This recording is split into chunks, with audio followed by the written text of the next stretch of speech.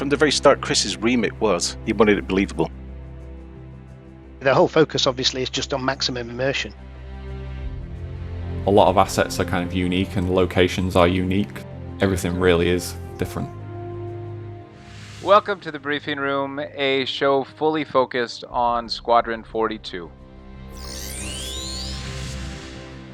I'm Brian Chambers, the VP of Development here at CIG, and today I'm joined by Nick and Ross, so welcome guys. Good to have you on the call. Can you guys introduce yourself to everyone? Sure, yep. I'm Nick Elms, and I'm the Creative Director on Squadron 42. And I'm Ross Wilding, I'm the Lead Level Designer on Squadron 42. For those that don't know, and because it's a little complex on the design side, can you give a high level breakdown of the design team and how that's made up for Squadron? The Squadron 42 design team split into three actually. It's three teams that work very closely with each other. First being Ross's team, the FPS team, which works predominantly on the ground and gravity base areas where combat and exploration are a focus. All the pew-pews. All the pew-pews? Yes, that's all the pew-pew stuff is down to Ross. Cool. The flight team work on the sort of space sections of the game, as you might expect. That includes like dogfighting, exploration, landing, takeoff, all those kind of stuff. Obviously working very closely with the various AI feature teams as well. And then finally, we've got the social team, and they're kind of the glue for all the narrative elements of the game. Building the interactive experience, presenting it to the player cinematically with focus on maximum immersion, as Chris has sort of called out. Absolutely, and those guys, the social team's been everyone's been busy, but the social team I know has put a lot of effort into how you're interacting with. Yeah, absolutely, and hopefully we'll hear a bit about that later on. But they've had a lot of new tech and things recently to support them, which has been great. Awesome. So Ross, I know you and the team made some really good progress on Aseado recently. I keep seeing the updates and hearing more and more. So I know we gave you some advance notice and you prepped some stuff to show off. So I thought maybe you could jump into it and let's see what you got. Sure, let's take a look. This is a decommissioned communication station which is set inside the Odin system, which is where 90% of Episode 1 takes place. We actually visit this location very early on in the game, and it's probably one of the first times the player gets to kind of be let loose, essentially, and kind of have a bit of freedom. And for this reason, we've decided to basically keep this station quite small. It's actually one of the smallest locations we visit in the entire game. Not to say that it is small, because we'll show a little bit more of that in a little bit. Look forward to it. Let's dig in. So one of the first things we started when looking at Aseado is we wanted to kind of establish its identity. So as you can see here, this is a very early kind of block out of the exterior, which, as you can see, looks like a satellite dish. And this was something that actually came up in one of the early meetings. And part of this was because it gives us that kind of recognizable shape. The other benefit of it, as I've kind of mentioned, is Aseado is a very early section in the game. We wanted the player to kind of have this kind of sandboxy kind of approach. One of the things that this really helps us do is the cylindrical shape means that we can kind of approach it at any angle. So once we'd basically kind of finished like planning what the kind of shape was and what the style of the facility was, we basically started focusing on the interior section. And one of the things that's really important to us as when we're designing these levels is the functionality and the believability of the space. So even though we are a sci-fi game, we're obviously trying to make these spaces seem as realistic as possible. And one of the ways we do that is we look at a lot of locations in real world spaces and kind of try to find the identity of what this would be. And then basically kind of convert that. Obviously we kind of take some kind of creative license with certain things and kind of change things up a little bit and add more sci-fi kind of architecture to things. But it's still very much about the believability and the functionality, which we'll kind of dig down into a little bit more. So the first thing that we actually started looking at was kind of the main functionality of the space. And as we kind of said, it's a decommissioned communication center. So mission control was kind of like a key area for this space. So you can see on this map, we've kind of got a few of the different locations kind of called out. And what we kind of did is we kind of focused on the key areas first. And then once we kind of established those, we started to kind of figure out what other spaces would be in here. So obviously we've kind of got this nice skywalk that kind of goes around partway, and again this kind of brings us back to the whole trying to encourage the player to be able to go and explore this space in different directions. So you can obviously come in, there are different entrances. Sometimes you could go left, sometimes you go right, you can go through the middle, you can go up to the higher floors, down into the basement. Yeah. And you can actually see we have a few different shots of this for basically different floors of the station. And then we basically come to looking at some of the other areas that were initially less important to the space, but we felt would really help with the identity. So this, for example, is an early kind of blockout screenshot of the habitation area. So the idea being in here, this would actually be like where the kind of habitation pods are stored. And you can imagine it almost like, I guess like a beehive, where it's basically these things are kind of plugged into the sides, and each person kind of lives inside one of these. And I'm just kind of looking actually if... No, so we've got some... This is, again, another kind of screenshot of the habitation section, but actually on the outside, so the more kind of living quarters. Mm-hmm. And again, this is just another shot from there. Yep, so the thing I was actually looking for, and I'll come back to a couple of these in a second, I suppose, but was actually these are the habitation pods, basically. So if you imagine back on that previous shot, this is actually what would be kind of fixed into those locations. So if I kind of click back to it a second, you can kind of see that these would nicely fit into these locations. Yeah. And the area is expandable as well, isn't it? You can add another one underneath if you had more need for habitation. Yeah, it is. Yeah, and again, that's the kind of idea of us kind of drilling down into the functionality of these spaces is that this is kind of interchangeable, and we can kind of like if this space suddenly needed like more personnel to come and work there, they could basically extend the size of this quite easily. It's like everything starts, isn't it? It's all sort of fully realised. All the locations and things. They're not just a straight sort of shooter map. Yeah, and this is one of the things that we're kind of driving at, is that a lot of what we want to do in Squadron is have a lot of kind of exploration and kind of feel like you're basically behaving how you would behave in these locations, as opposed to just, this is a game. I'm obviously going to go in, kill some guys, and kind of get to the objective. Like I'm just going down a corridor. I'm looking for where the objective marker is taking me. We really wanted it so players can kind of start to explore these spaces and kind of see how people were living. As you guys are blocking the spaces out, do you guys, once you get it in that rough state, are you actually going in an editor and running around in it to see how it feels at as far as scale and distances and so on at that point?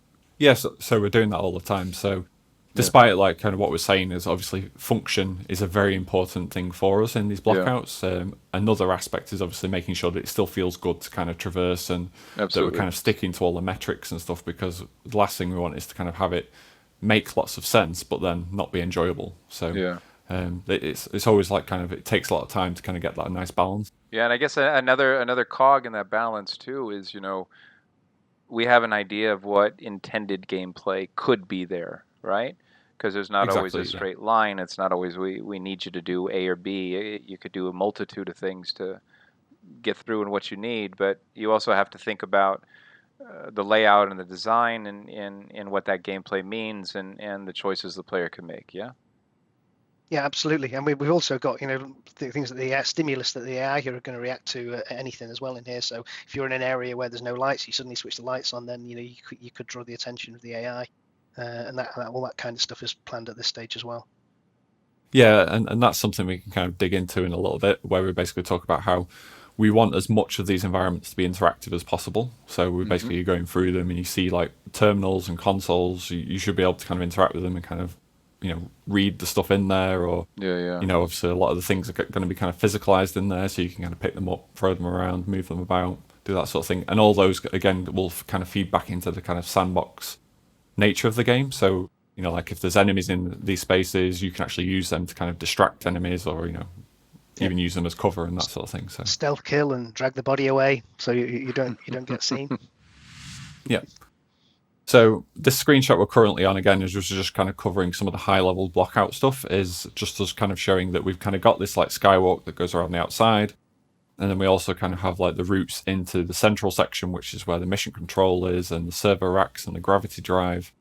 But we're also kind of thinking about other ways that the player can kind of go into these locations. So this just kind of shows, as you can see, we've got like these little storage rooms on the side that lead between, but we've also kind of got these like ventilation systems that feed around the station, and the player can actually go into these and then kind of get like visibility on other areas, and kind of again kind of promote a little bit more stealth gameplay if they want to kind of take that approach. That would tell me too that not all of those traversal points may be straight in the player's face, right? Exactly, yeah. So we We do actually have some that are kind of like effectively what is our like main route, or what we kind of craft as our kind of like what we call a golden path. But the idea being that there are kind of like lots of routes, and we like the idea that, you know, a lot of players won't even know some of these exist until they either see a video online or someone else, you know, accidentally stumbles across something. And that's what we want to kind of put into these levels, is as much kind of variety and kind of stuff that kind of keeps figuring out and like learning new things as you're kind of playing it, and again, giving more kind of replay options. Cool. So moving on to some of the next images we have, this is when we basically started to get art a lot more involved. So we'd established what the kind of space was, what the point of it was. We obviously know what the intended kind of gameplay is for this space. So at this point, we kind of talk to art and kind of say, like, this is what we want. How do we kind of portray that? So here you can see like one screenshot, like a kind of piece of concept art.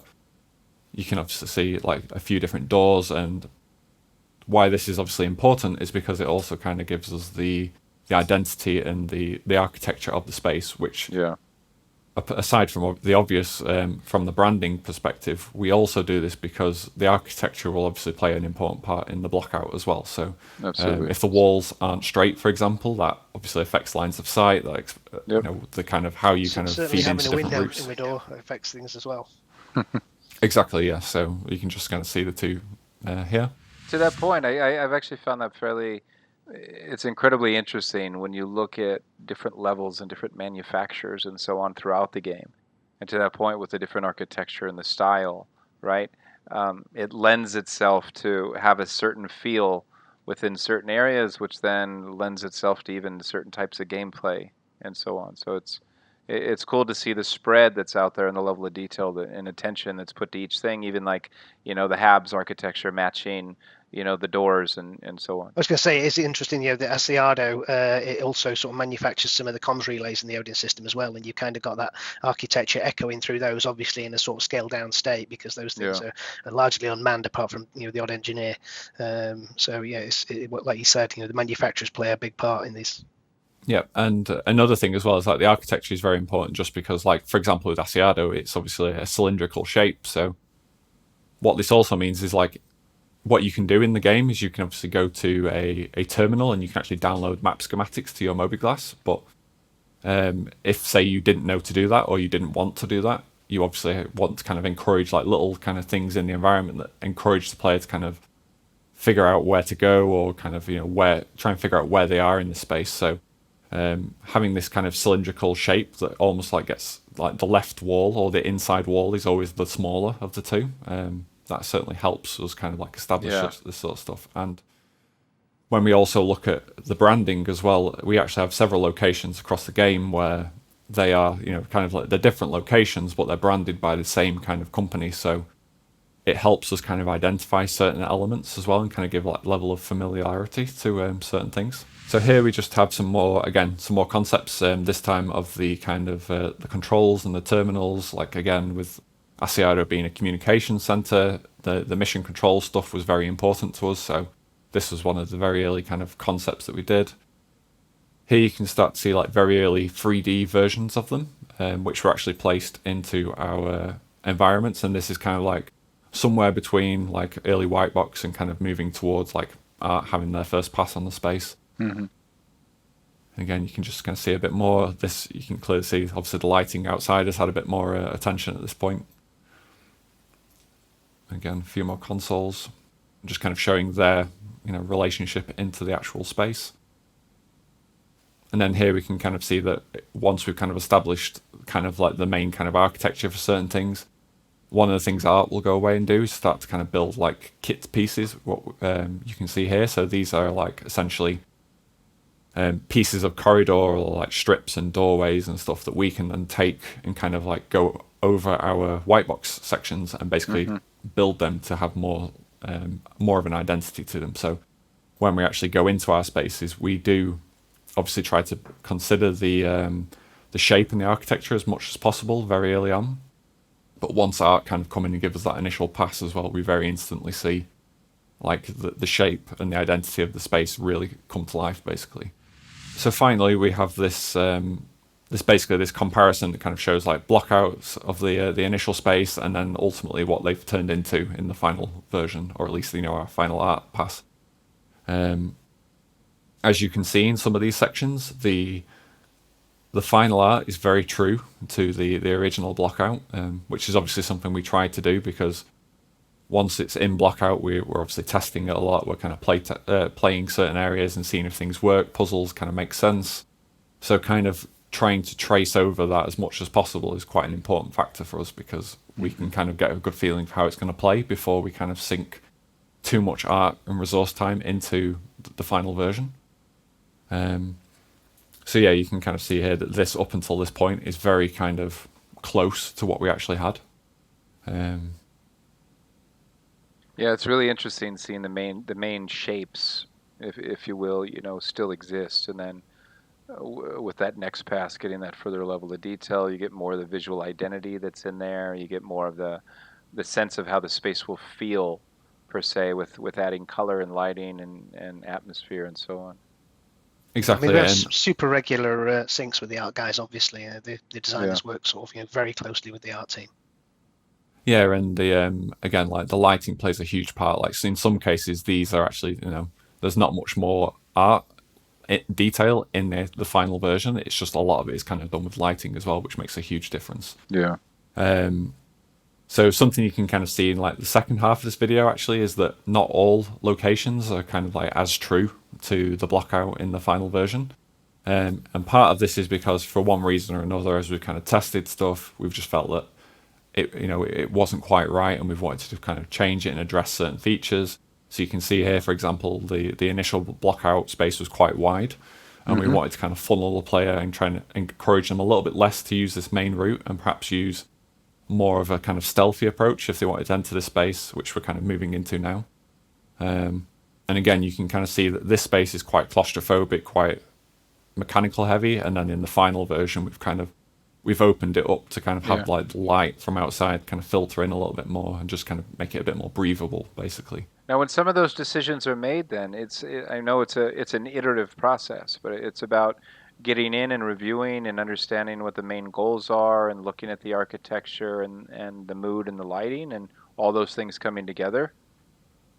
Yeah, basically. I mean, that's a large combination of it. And in some cases, as I said, it's kind of gameplay driven, and the fact that it's like, oh, well, this doesn't actually work for what we hoped, in which case we'll go in and we'll change it.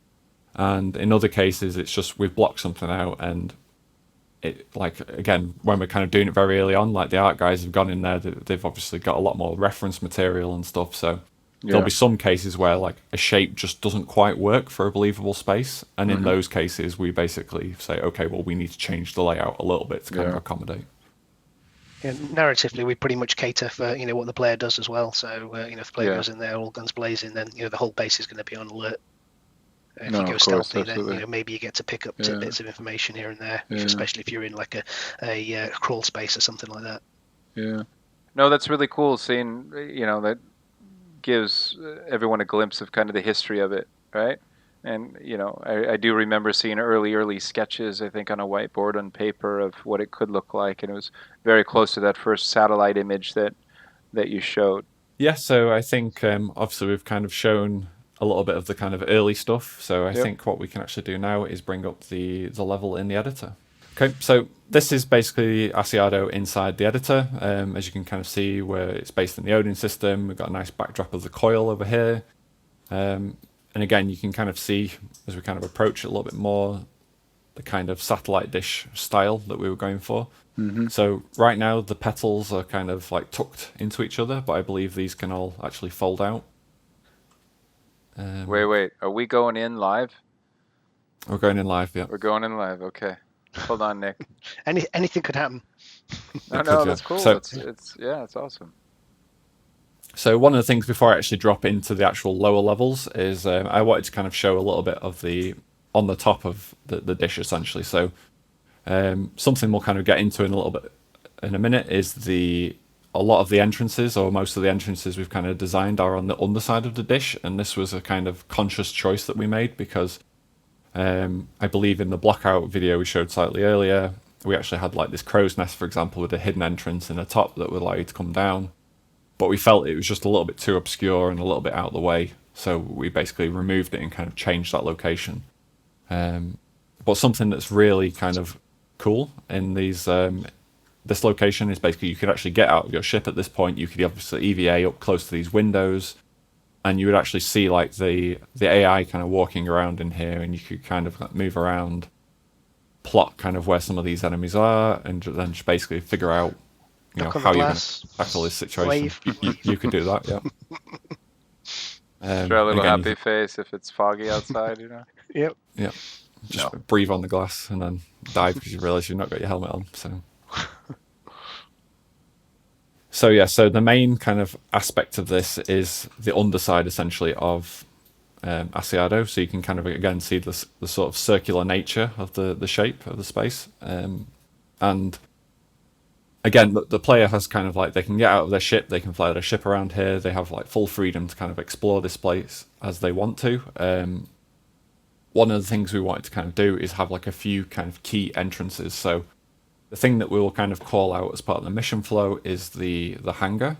And that's kind of like what we're kind of drafting as the main entrance into this space. And that's also how typically people using this space would enter and exit this area. But we also have a couple of extra... Maybe not the best route if you're going to go the stealth way. No, well, exactly, yeah. So obviously when we kind of go into the hangar, we would have kind of enemies or like characters in there just kind of loading up vehicles and kind of like flying them in and out. So if you're trying to avoid being kind of spotted in this space, then like I said, going into the hangar isn't really a good option. Yeah. So one of the locations we actually do have, and I'll slow down the movement a little bit, is this. So as I kind of mentioned previously, we have we had the crow's nest, which didn't really work, especially because it was so long. So we actually now have this kind of mini, I suppose it's like a reverse crow's nest, but you can actually fly up here, and again you kind of like a little door. Come inside. We have an airlock. An EVA.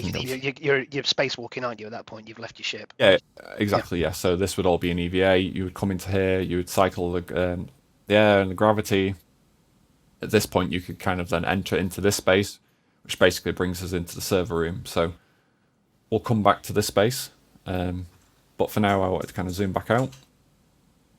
And I wanted to show the habitation area. So when we were kind of looking at the blockout images before, you could kind of see this sort of space. And like I said, the kind of honeycomb beehive shape. If we kind of fly in, again, I'll lower my movement. We kind of look down into this space now. You can kind of see that it's obviously all been arted up. And there's a bunch of these that are kind of, some are closed and kind of sealed up for the outside, so that they're saying that there may not be habitation pods attached at this point, but additional ones could be added at any time, and then the doors are opened up. And then we also have some that are actually in here, and we actually have, like people starting to kind of have like their personal effects and so on, and we can kind of see if we zoom in a little bit, try and get the camera up nice and close. You can kind of see almost like people's kind of like staff rotors and stuff, and to an extent, like meal on the side. Yep. So, but it is. Again, I mean, it's a good thing to point out to to that level. We build things that have functionality, right? So as you guys are building this from the ground up, the screens, the consoles, and so on, they serve a purpose. Majority of them can be interactable. There'll be cause and effect. Absolutely. You'll push. Yeah. Everything. I mean, like the gravity room that Ross sort of touched on before. Any structure like this, it's got gravity in it. It'll have a generator. You can potentially go down. Switch it off, whatever, and there's cause and effect. It's like everything in the game. It's all sort of based on a sort of reality that we have for Star Citizen. Yeah, we've even got like post-it notes in there. Maybe these are like codes for lock safes or something that we have lying around, or maybe they're just. That's some like artist's personal pin code or hidden message, right? Yeah, exactly. Yeah, Very likely. Secret Morse code. So now I just have to try and remember which is the right door out of here. So I think it's this one. Yep. So this kind of brings us out into the main kind of living quarters of the station. So again, like they would kind of sleep in those pods, and they would obviously kind of socialize and kind of have like meals and stuff in other areas, because as you can kind of tell, the habitation pods aren't very big. Maybe obviously if people want quiet time and stuff, but for the most part, I would kind of expect people to kind of come into these mess halls. And again, you can start to see that, you know, as you said, kind of half-eaten meals, or kind of people have been prepping stuff and it's been kind of abandoned. So there's one no of the things, table with blood on it from a xenomorph or anything that's come out of anyone's chest or anything, I hope. no, nothing like that just yet, but Not yet. you never know. And one of the things, like right now, obviously a lot of these props are just kind of like placed in there, but we imagine that when players kind of come into these spaces, that a lot of these things will be kind of physicalized, and you can actually pick them up, obviously, throw things around the room. There'll obviously be certain things to kind of interact with, things to read. You can kind of see over here, like people have been playing cards. I'm sure you can obviously pick the cards up, and the baseball bat and so on. Let's see where this leads us. So basically, once we kind of come away from the habitation, we start to move in towards what is essentially the skywalk. And I'll actually take this route. So we kind of saw some of this in the video very early on. And as you can see, it's, you know, it does look very clean, and like there's obviously some stuff that's been kind of stacked up here. One of the things we're still kind of in the process of doing is kind of adding dressing to some of these elements, so you can kind of see, like, we will be kind of adding more kind of elements into these rooms and spaces, and part of that is something that will change, and it will be an ongoing process, very close until release. And that's because basically we'll be in here, we'll obviously be working, we'll have AI like running around and going into combat, and we want to kind of get the balance right, so there's a nice kind of level between these. This is all traversable by the player right now, yeah? Yeah, so like I said, this is obviously an editor, so if I hit Control G, for example, I'm actually in game now. So again, I take it you've switched the AI layer off, so we're not into a world of chaos. Yeah, so right now this is just kind of like it as it's kind of intended, like from a visual and artistic standpoint. Obviously, the level is fully traversable, doors all work and everything. So if I come down here, but one of the things, is that we're obviously kind of AI is an ongoing process, and you know, like obviously live demoing at this point, like anything could happen. So we're just trying to save ourselves a little bit of pain right now from showing too much stuff, basically. But you can again kind of come into there. You can see a lot of these kind of like personal effects and things that kind of add to the kind of life of the space. I think you've got like more kind of random codes and stuff that the artists have been putting on the whiteboards. Obviously, be curious to see what's on them in the final game. But and then we kind of move in, like this is the kind of the server room, for example. That's kind of what I was saying before about the telecom exchanges. They've got an inspiration from those, really. They look really cool, but futurized. Yeah, and these spaces, you know, it does look really cool. And one of the other things that we're quite keen on for a lot of these spaces, as I briefly touched on, is we want to have a lot of kind of interactables and kind of things to do in the environment. So if you imagine you're kind of sneaking through this space, and it's obviously very kind of like there are enemies in here and you're trying to avoid them because you want to take a stealth approach. Something either you could do or the AI could actually do is actually come over to one of these terminals and then kind of interact with some of the screens, and then basically like get access to these server racks, and you could actually interact with them and then have them kind of lower into the floor. And suddenly what becomes like a nice place for kind of sneaking around and stealth suddenly can become totally exposed with no kind of cover. Exactly.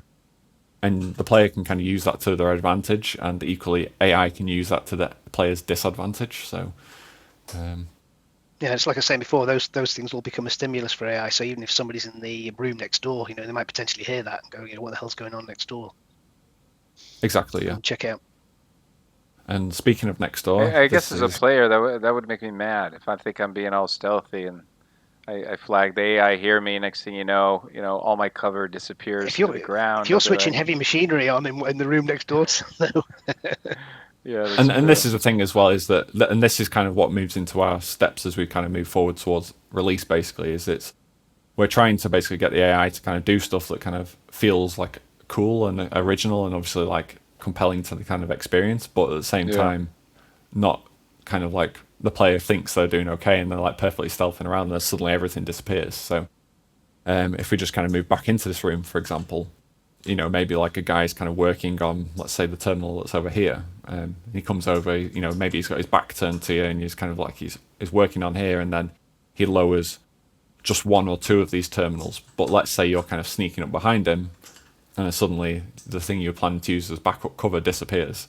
It then, because he's got his back to you, it gives you a couple of seconds to kind of go, okay, well, I'm going to hide behind this one instead. Yeah. As opposed to just, you know, or you could obviously try and take him out quickly. And this is, again, something that kind of we feed into with our next kind of step, which is obviously kind of balancing the AI out and trying to find out like how much noise is too much. Because something else that we want to do is, like in this environment, for example, I would expect it to be quite noisy, like just in general. So we actually want it to be so that noise in an environment affects how noisy the player can be. So if you're obviously kind of in an engineering kind of space and there's loads of machinery going on around you, you would expect the player to kind of be able to walk around fairly normally and not, you know, be detected or kind of be heard. Whereas if we're kind of in a space that's like really quiet and like you can hear every footstep, we would expect the AI to kind of pay attention to you a lot easier. So it's also about reading them. Sorry, I was going to say, even if you've blown your cover, I mean, the AI don't all sort of run after you like, you know, a football team or whatever. You know, if they know you, they'll sort of hunker down and you know, take sort of ambush places and things like that. So you know, the whole focus is on the AI being believable in these spaces. Yeah, absolutely. Exactly, and that's something we'll kind of cover actually in a little bit when we talk a little bit more about the plans for the AI and stuff.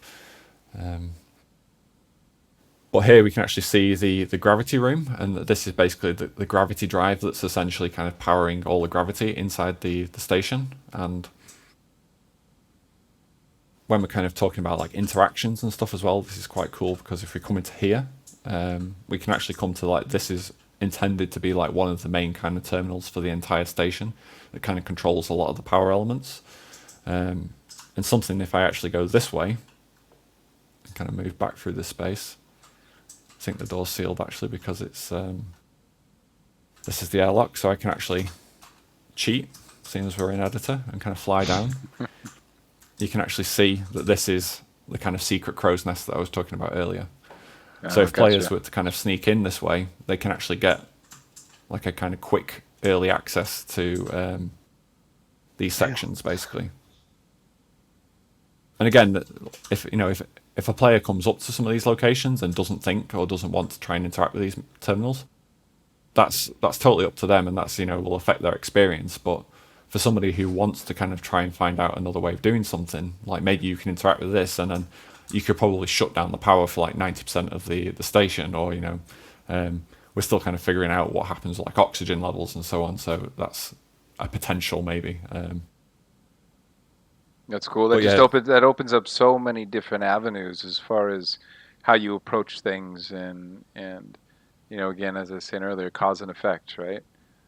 Exactly. Right. Present these play spaces, you know, for the players, and they can sort of, you know, solve, you know, almost all of them in any way they want to within the sort of environment, you know, within the sort of systems and tools that we've spent, you know, a long time developing. Yeah, and this is where the fun part comes in towards the end of development, where we're basically trying to, you know, all these kind of systems come together, and we're basically trying to make them work without causing infinite problems for the player. Exactly. So. Yeah. Or it's not an easy thing to sort, right? There's so many different variables that you need to balance, and some intentionally you don't balance, right? Because what stops somebody from, you know, guns blazing, going in as loud and dirty as they can versus, you know, somebody who wants to do it stealth, or somebody who rides the middle. I mean, it's cool. Each one becomes its unique experience, in a sense. Yeah, exactly. Yeah, and just again, kind of moving around the station as we kind of seen the skywalks earlier. So this is actually the other side, and something that I kind of talked about at the very start was the fact that Aseado was a kind of like decommissioned communication station, and obviously everything I've shown up to this point is kind of operational and kind of lights on and everything's working. So you can actually see here that this side of the station is a lot more kind of in darkness and it's kind of been left to kind of rot essentially. I was gonna say, it looks like they need a good mopping on this side, you know. Do you? It's cool having the tarpaulins and the sheets and things over everything as well. Yeah, and this is something as well that helps us kind of going back to what I was saying about the AI in these spaces and kind of talking about like the player understanding where they are. So like from here, obviously, aside from the fact you've got this really nice kind of vista looking outside, like just kind of looking at the shot, it's quite obvious where the middle of the station is as opposed to the outside. Correct. Even because you've just got the kind of the smaller radius on the inside. But this kind of decommissioned side also kind of gives us the opportunity to basically distinguish the two different sides of the walkway. So like here, for example, we can obviously, this is clearly a different side to the station from the skywalk that's in, you know, decent condition. So there are a kind of multitude of reasons for why we have things like this. It's cool. It's really cool to see. No, it's really cool to see the progress. I haven't seen it the walkthrough to this extent for a while, and last time I did it, it definitely wasn't this far along.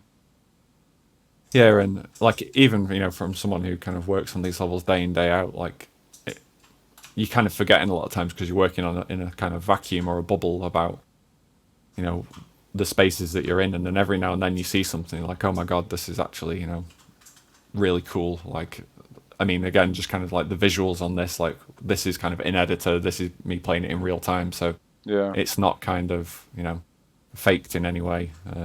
It's really cool. And again, like if I just kind of fly out, you can, like even with the character still in game, you pretty much, you can see everything essentially.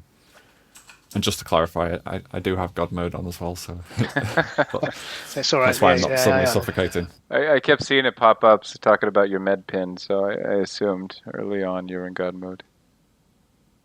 No, it's great to see the progress, though. It's really cool, and it's, you know, it becomes a little bit of a, I guess, for everyone, a bit of a history lesson, right, as far as the progress that leading up to where we are today on this. That's cool. And another thing, though, which obviously we're not going to be showing anything of this today, but we do have like some environments which are like infinitely bigger than this sort of location. So you can imagine like the kind of work that goes into a space that's this size. Yeah. Think of something that's set on an entire planet, for example. Exactly. Yeah, exactly.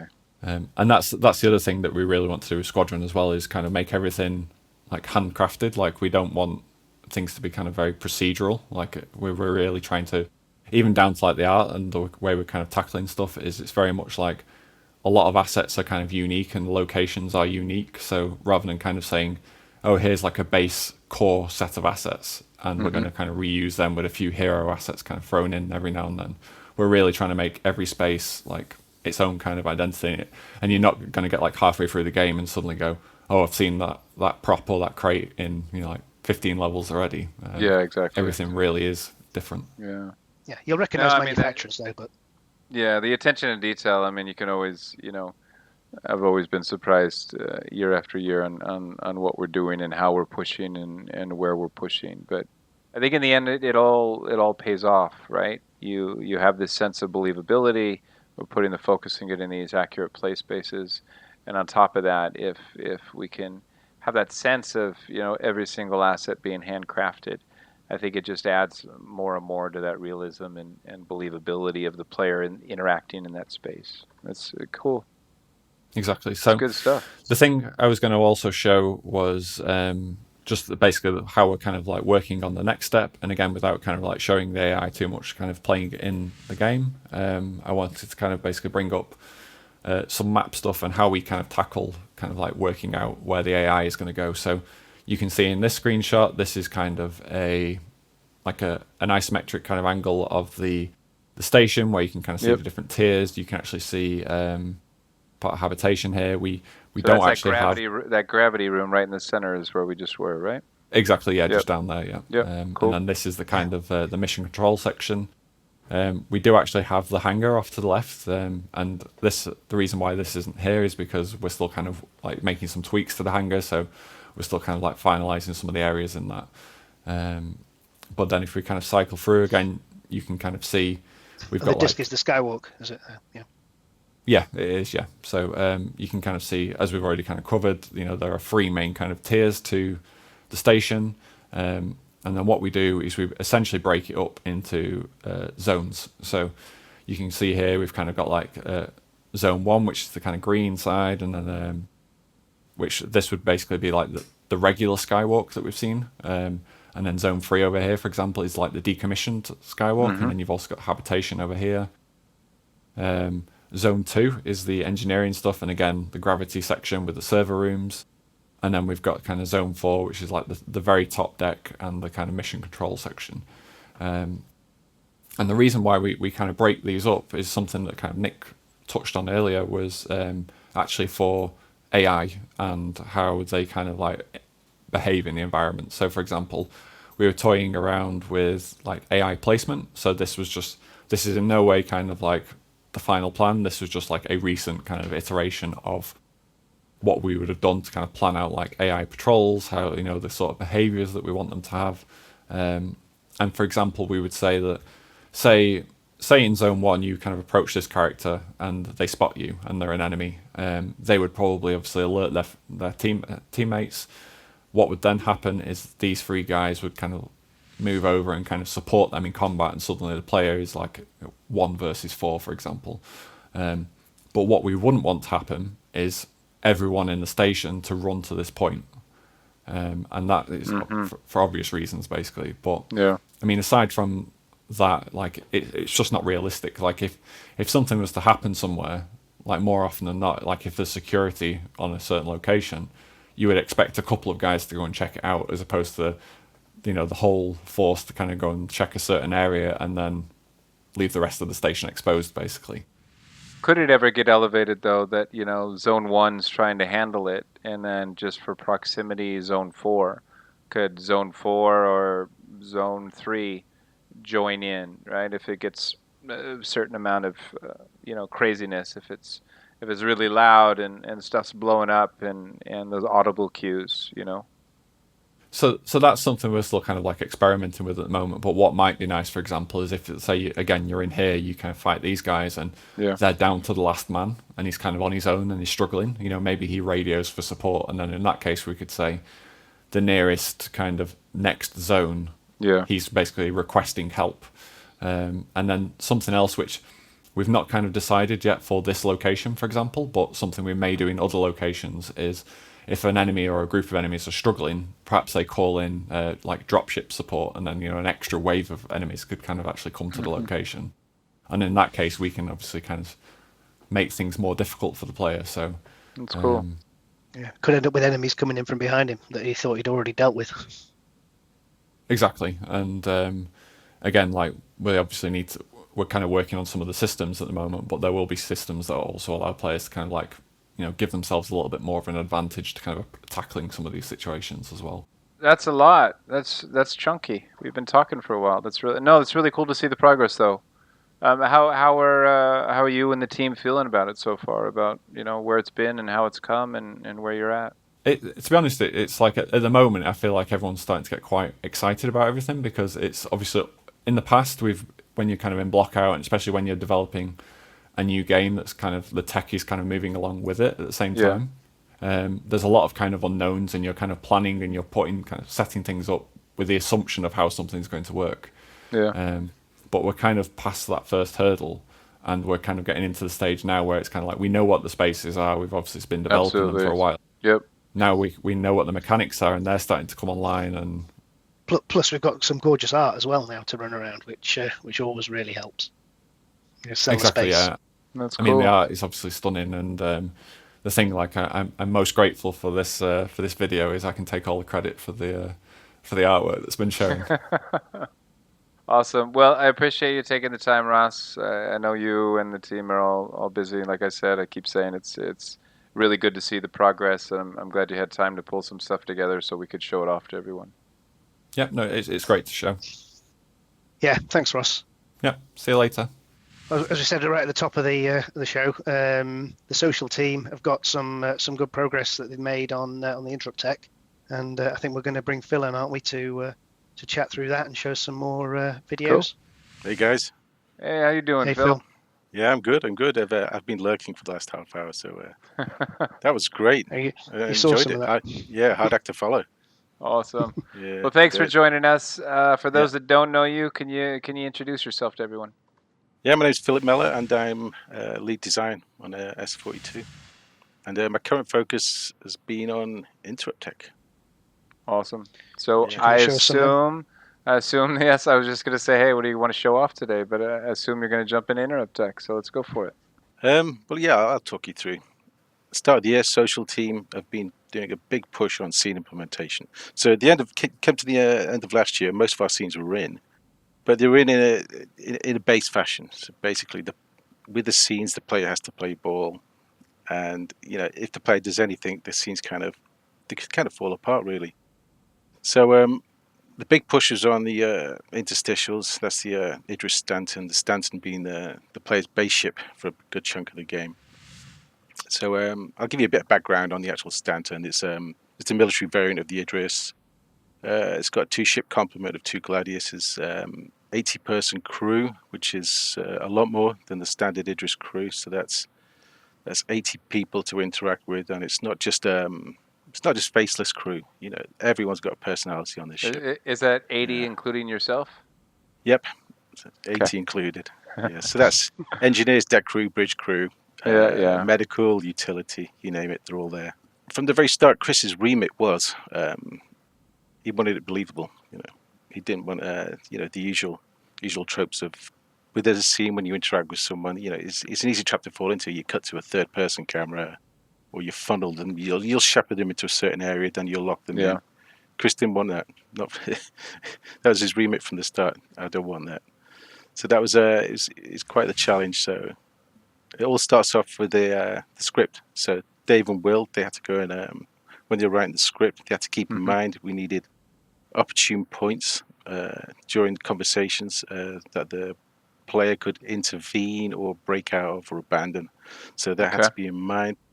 So that was a challenge for them, and then they had to write. It was wild lines after that. So they had to give us lines which could play out when the player was doing this. So in the middle of a conversation, player walks away. They have to give us wild lines like for pretty much every character. Where are you going? What are you doing? I thought we were talking. So that kind of exactly. Stuff. Yeah. And then it was. Sorry, Nick. I was going to say the whole focus obviously is just on maximum immersion, isn't it? I mean, that's that's been Chris's remit from day one. That you've got to feel like you're actually part of the crew on there, and you're not some disembodied ghost or whatever that can float around and see things on the ship. But everyone reacts to you depending on what you do, even in scenes that you're not actually part of. Yeah, no, definitely a big challenge. But and I was looking forward to it, because I'm not a fan of it where you get locked in. Nothing worse than walking around a location terrified of being dragged into a conversation. So I was looking forward to this a lot. So moving on, PCAP. So when Chris and Hannes did the PCAP, they had to. It must have been tough because they had to keep in mind again, along with the script, they had to give us opportune points to break in and out. So they couldn't have actors monologuing and gesticulating too much. Otherwise it'd make life awkward for us.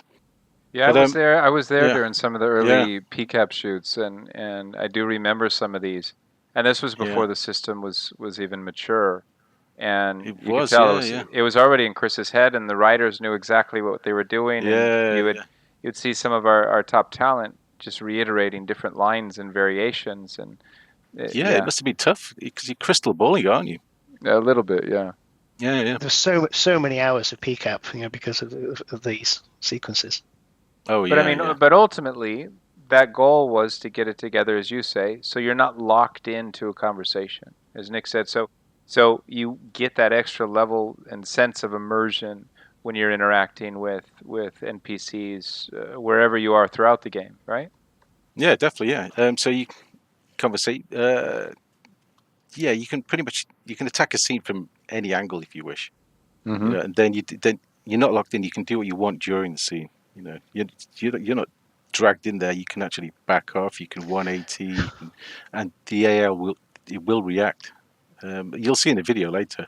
But yeah, I mean, some of the reviews we've had, have had people sort of running over laughing at the amount of trolling, because obviously, you can start talking to someone and then start backing away, and they've got to react to like, what the hell are you doing? Where are you? That kind of thing, and the laughs in the room are great.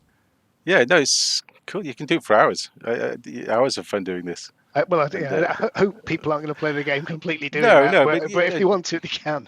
No. Well, if you're a jackass like me, you can do it. But it's funny because of the personalities on the ship, you can single out certain personalities who rub you up the wrong way. There's like abrasive characters. So with those guys, you can be rude, you can back off, you can do all of that. You can fall foul of the reputation system, though. If you do that, you can you upset people too much. You'll take a hit, but with some of those characters on the ship, it's well worth it. Yeah. But so moving on. I'm rambling on about the stages, but it's just to fill you in. So the implementation side. So we have the scene the end of last year. We had the scene in game. So then we have to do like a real focus pass on what we need to do. So this interrupt points. So you kind of an ongoing conversation, two characters talking, and then player can barge in there, and at certain points within that conversation, they can break out and engage with you. So that's a challenge. So you have to find certain points where you're not. Yeah, this is a conversation you're not even involved in. I mean, it's two other people in a corridor talking, and then you go and like lurk next to them, and they've got to look at you and reference you believably. Exactly. And obviously, maintain the performance as well. So there's a lot of work in that. Hence the term interrupt tech, right? Yes. Well, interrupt tech, but that's a part of it. Yeah. So then we have So then it would like for example, say you interrupt a conversation, then during that conversation you have breakpoints. And that's points throughout the conversation where you can potentially back off. You can 180. It just kind of break off from the conversation, and they have to adapt to that. So then that's when the wild lines kick in. You got somewhere to be. Then we can rude, that kind of stuff. Yeah. There's all sorts. Yeah, but then the player's given an opportunity to kind of rejoin. Or can they abandon? And if you rejoin, the NPC's got to pick up the conversation, and if you abandon, the NPC's got to go back to pretty much what gesticulate and go, oh, what the hell? Okay, I guess you don't want to talk. Then they go back to what they were doing. Some of the cool ones I've seen when we've reviewed these recently are those ones when they do get picked back up, right? I'm close to, somebody has their conversation between two people. I walk in, they acknowledge me, and they turn to me, oh, hey, I remember that thing, and they start telling me a story, and I back away. They tell me a line. I then come forward again, and they're like, okay, all right, so let me pick it right back up. And I think as far as the tech that's there, and I know it's not the easiest thing to do, but when they're put together where they're intended to be, they're seamless. Yeah, right? I mean, and that's super hard for the actors. Because they've got to maintain the intonation. You don't see hitches from the animation. You don't see this. You don't see that. It flows and it feels really natural, which is really cool. Yeah, well, that's it. People spot it straight away. Yeah, absolutely. Yeah, if you do it clunky, it's kind of you'll spot it. And this is what Chris and the writers, when they were doing the PCAP for these things, so you maintain the intonation, and it does feel seamless. It doesn't feel jarring too much. Absolutely. Yeah, so what do you have to show us then? So this is Morrow, everyone's favorite engineer. So he's like the ship's gossip. Every time you stumble across this guy, he's gossiping about something. So in the start conversation, we have two interrupt points, which I spoke about before. That's breaking into a conversation. Then he turns his attention to you, and then we have, during the following conversation, we have 5 breakpoints. And that's pause, resume, abandon points. So you can do either of those. And then we also have the performance based to the left and to the right. So you can attack this from any angle if you want. That's cool.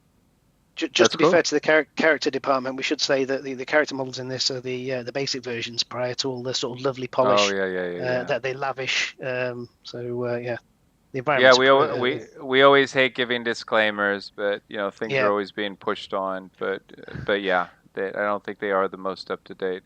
I heard this video may have a little bit of length, but it shows the variety that we have, and although it may even be a little bit repetitive sometimes with the line that's there, again it shows those angles, it shows the timing and so on. So it's I think it's worth people seeing the variety that's there. Yeah, it's a lengthy video, and it's a bit of Groundhog Day in there, but that's the whole point of it. It shows all the different scenarios we've catered for. This is for just This is just for a single scene. Yeah, the level of complexity that there has to be depending on approaches. Awesome, let's watch it. Yeah, yeah. There you go, guys. Right, okay, I'll just share screen. Yeah, the entire face completely rebuilt afterwards. Lieutenant! Congrats on the big first mission. Exciting stuff. Lieutenant, you alright? Right, where was I? It must be great to finally feel like a real pilot. And not that you weren't a real pilot before, but now you've actually done something without, well, blowing up. Never mind, I guess.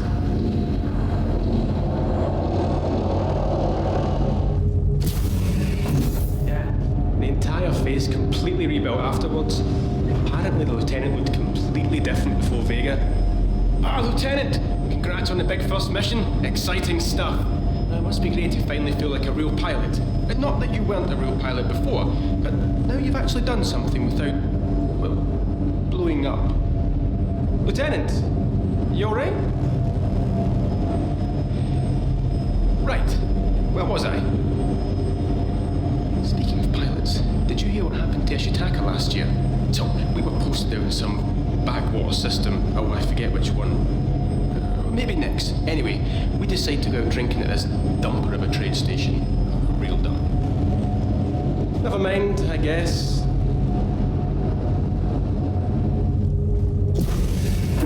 Yeah, the entire face completely rebuilt afterwards. Apparently the lieutenant looked completely different before Vega. Lieutenant! Congrats on the big first mission. Exciting stuff. It must be great to finally feel like a real pilot. And not that you weren't a real pilot before, but now you've actually done something without, well, blowing up.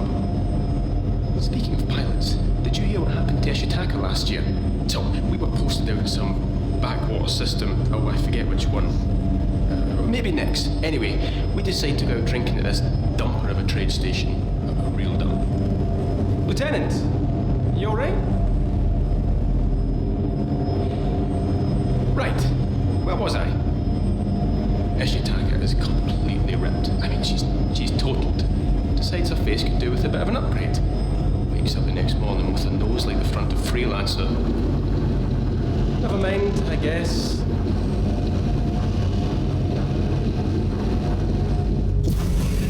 Yeah, the entire face completely rebuilt afterwards. Apparently the lieutenant looked completely different before Vega. Lieutenant! Congrats on the big first mission. Exciting stuff. It must be great to finally feel like a real pilot. And not that you weren't a real pilot before, but now you've actually done something without, well, blowing up. Speaking of pilots, did you hear what happened to Aseado last year? So, we were posted out in some backwater system. Oh, I forget which one. Maybe next. Anyway, we decide to go out drinking at this dumper of a trade station. A real dump. Aseado is completely ripped. I mean, she's totaled. Decides her face could do with a bit of an upgrade.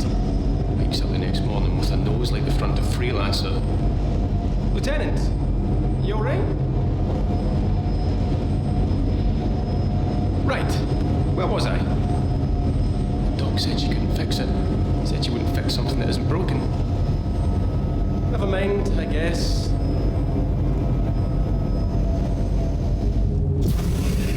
Yeah, the entire face completely rebuilt afterwards. Apparently the lieutenant looked completely different before Vega. Lieutenant! Congrats on the big first mission. Exciting stuff. It must be great to finally feel like a real pilot.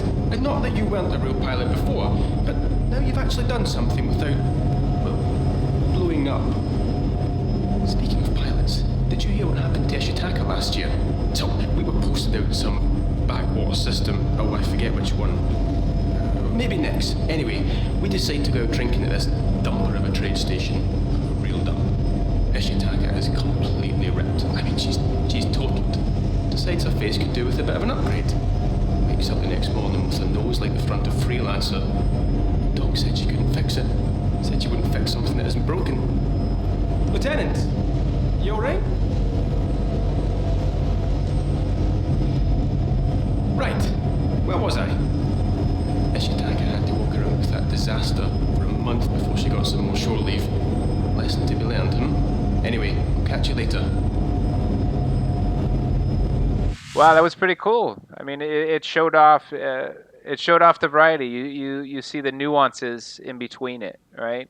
Yeah. And it's kind Oh, of yeah. like if you didn't know that it was a system that existed with all these angles, you could look at the video and say, well, it's really repetitive or this and that. But again, it shows off that variety. I'm approaching these NPCs at different angles, at different points. They're breaking off. And again, as I said, the seamless back and forth with the animation to me is cool, because if you have hitches in there, or the poses aren't lined up, or there's not procedural bits driving other bits, the moments it's noticeable, it breaks you out of that immersion, right? Yeah. Well, I'm looking. There's maybe a couple of things we still want to polish on these, but No, of course. I'm looking. There's a couple of areas, but yeah, we're really pleased with it. We can always make them better, right? Yeah. I mean, even the environments as well in there. So we didn't know initially because they weren't quite final with it, but you've got to cater for people coming from all the various angles that you could do in those environments. And when you put all that on top of it, there's a lot of work involved. I'm worried. There's a lot of perfectionists in this company.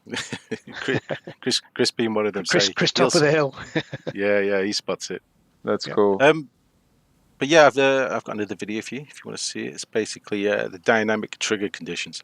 So you're showing us how the magic's done in this one. Yeah. So that was all done in first person, and that was all done. It was all range based. So you were kind of backing off when you're doing the interrupts. But this kind of shows off the player. In these examples, 118. Here, I'll show you the video. Lieutenant! Congrats on the big first mission. Exciting stuff. So that was his focus trigger, realizing he'd seen you, and this is the player. Can you see 180ing? Being fairly obnoxious. Right. Where was I? And this, so you've got the debug markers, haven't you? Yeah. From his feet coming out. Yeah, he's got an interaction trigger around him, and that's dynamically scaling depending on what the player's doing. So when the player 180s, it shrinks. When the player, return 180s again, here you can see it now. Goes back into it, increases, and then he actually picks up the conversation again. Exciting stuff. So it's that marker that's going out, and then if that's within proximity, it then triggers a certain action. Yeah. Cool. So it's like a head look and then a resume. Yeah. So the player maintains eye contact for say 4 seconds, for example's sake. He picks up the conversation. Maybe next. Anyway, we decide to go out drinking at this. See the player's doing it again there. A real dump. Lieutenant. You see what I mean about maximum trolling, though? You see people doing this to test it out. It does. It's very like strange. I said, we were trying this out in the office. So me and Reese were talking about it, and they were saying, well, let's go and try it out and see what they do. So you go and engage, usually a coder. So you go and engage them in a conversation. You're asking for trouble. Yes. So he's just 180 in the middle of it, just turned away. I think we did it to Carlos a couple of times. No, again, but that's really cool. It's cool to see it functioning, and it functioning at the level that it is right now. It's all about immersion, and it's all about us as you're walking around this world wherever you are, being able to have those interactions with those NPCs and have those be believable. As you said, Phil, not being locked into a conversation, or even if you're not locked in and you're free to roam, even going away, like you said, is going to have some type of consequence potentially, right? Even if it's you're annoying the heck out of the guys, right? Or the girl, or whoever it is that you're abandoning, or or who you're interrupting, or so on. Yeah. Well, on the Idris, there's 80 people to troll. And it's not about trolling as well. Sometimes you'll kick off a conversation and somebody will start rambling about something and you think, oh, no, I've not got time for this, I'm moving on. You can do that. The moment we saw this implemented in its first pass, and I remember being in a review with it, literally we were all, as Nick was saying, we're all laughing. And then we immediately just went, okay, the amount of people that are, the amount of videos that are going to go online just trolling people, right? Yes. Because it is true, even just with the testing that we do, you see it, and the amount of weird wild lines that kind of randomly come in from time to time. You're just like, based off of it's somebody casual, or is it somebody that's more, slightly aggressive, or like you said, a little bit gruff exterior, and so on. So. Yeah. And it's evolving all the time as well, because at the moment we're implementing gestures, so when you break out, as it stands, they kind of stand there fairly static, then they hit you with a wild line, like, oh, where are you going? But now there'll be there'll be jashes going in, stuff like this, and giving you the finger or whatever. That's cool. But, yeah, Awesome. so those will be going in. Yeah, it's just layering on the realism. No, that's cool. That's cool. Big challenge because there's a lot of them. Just on Yes. the Idris, I think we've got 245 scenes, and I think 145 of them require this tech. Yeah, Wow. it isn't just in the Idris. It's it's everywhere throughout the game. We really sort of tried to make the player experience and moving around, all the spaces as immersive as possible. Really allowing the player to feel like they're part of the story. As it evolves and everything. And it's the first time I've ever seen anything like this in a game. Yeah, and this won't be just look at it. I've got a cat charging across the desk. Come here, you. This won't be just the social areas. This will be FPS scenarios. If you're accompanying a bunch of Marines, you can actually leave them as well. They'll have lines for it. That's cool. Where the hell are you going? Yeah. Well, it's one of the advantages when we take the time to build out these systems and build them out to the level that we're holding ourselves to, which is a fairly high standard. Once that system's mature and in place, we also think about the tool side and the implementation side, right? So you have that underlying tech, but then we're also building it so these things can be implemented in a fairly efficient way. And that implementation path matures and matures and matures, meaning it's not just, as you guys said, it's not stuck for one area. Once the tool set's there and once we have a full understanding and edge cases of what breaks and what doesn't, right? That's something then you can then propagate everywhere to the most extent. So you can have these same type of interactions regardless of where you're at in Squadron, which is really cool. Yeah, we're getting faster at it now. In the early days, it was tough. It was a real challenge. We'd be pestering the other departments. Oh, we need an abandon for this, and we need an extra abandon there. We need a gesture for this. Yeah. But now, if you plan it right, you can get these in fairly quickly now. That's cool. Yeah. Awesome. Just don't upset Carlos by abandoning or running away from him, because he's the architect that's helping you put this together. I know. It's also the amount of meetings we've had that were reviewing abandons and interrupts, and people just would leave the call without saying anything or interrupting each other. Like, it got old pretty quick, but it did happen quite a bit. No, all good fun. Yeah, too easy for puns, isn't it? Exactly. Yeah. Well, I appreciate you taking the time, Phil. It's really cool to see progress. No, it's great. Cool. I love showing this stuff off. I love it. Yeah. It's good, and it's really good seeing it. So. Yeah. Cool. All right. Okay. Awesome. Cheers, guys. Awesome. I think we're getting to an end. Well, absolutely, we are. We're wrapping it up. So thank you, Nick, for joining us, for helping me out here. It was fun. It was great. Cool. So I appreciate everyone watching. I always enjoy when we get to show off some more progress and dive deeper into what we're doing here on Squadron 42. And to close out the show, I wanted to leave you with a video that our art director for Squadron 42 put together, Nathan Dearsley of Aseado.